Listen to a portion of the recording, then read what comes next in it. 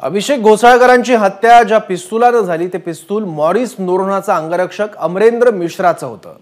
मिश्राला पोलिसांनी ताब्यात घेतलंय।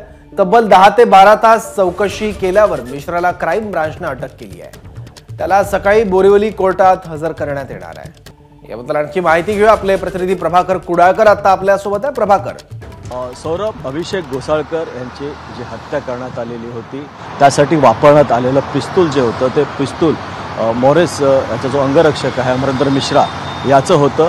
ते पिस्तूलचा परवाना आहे हा उत्तर प्रदेशमधला होता। मात्र तो परवाना जरी उत्तर प्रदेशातील असेल तरी त्याची नोंदणी ही महाराष्ट्रात करावी लागते, मुंबईमध्ये करावी लागते। ती त्याने केली नसल्याचं प्राथमिकदृष्ट्या आता माहिती मिळत आहे। सध्या क्राईम ब्रांच युनिट 11नं अमरेंद्र मिश्राला शुक्रवारीच अटक केलेली आहे। त्याच्याकडनं माहिती गोळा करण्याचं काम चालू आहे। आज त्याला 9:30च्या दरम्यान बोरिवलीच्या शताब्दी रुग्णालयात मेडिकलसाठी नेण्यात येणार आहेत आणि त्यानंतर 11 ते 11:30च्या दरम्यान त्याला बोरिवली कोर्टामध्ये नेण्यात येणार आहेत।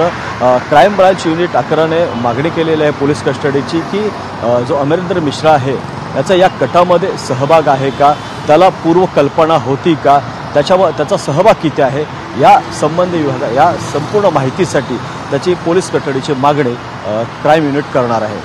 सौरभ, धन्यवाद या सगळ्या माहितीबद्दल। एबीपी माझा, उघडा डोळे बघा नीट।